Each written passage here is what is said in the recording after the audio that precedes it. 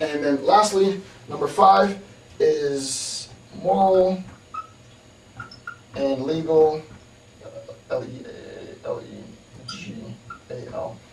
obligations.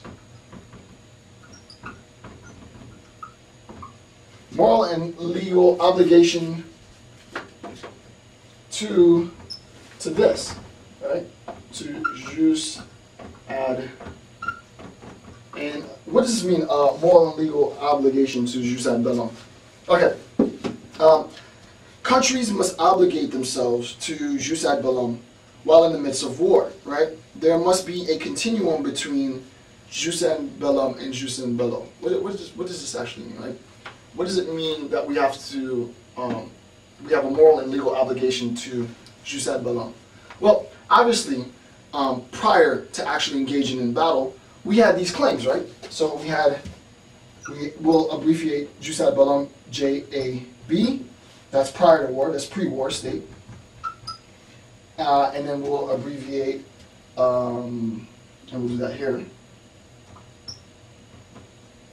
And this is pre-war.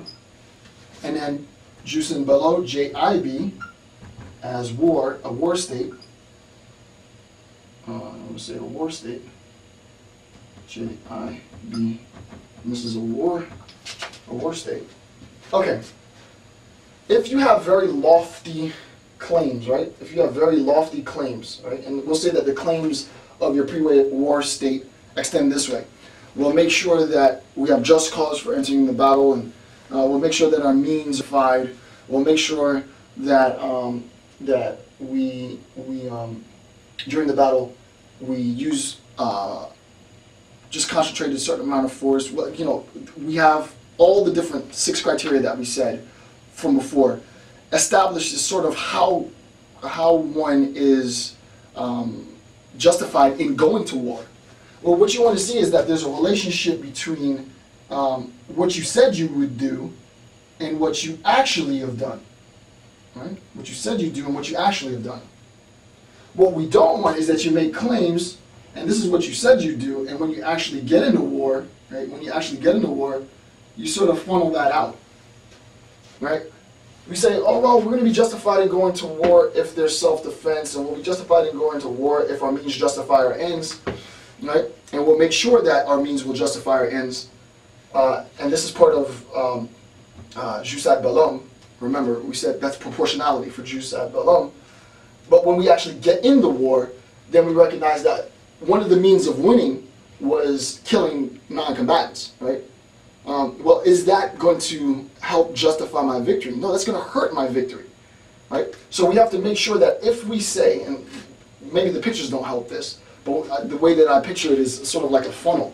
If you make a grand claim to say, with respect to proportionality for jus ad bellum, that the means will be justified, and you actually get in war, and you recognize that, well, you know, I want this war to be over with quickly. Let's just start killing non-combatants.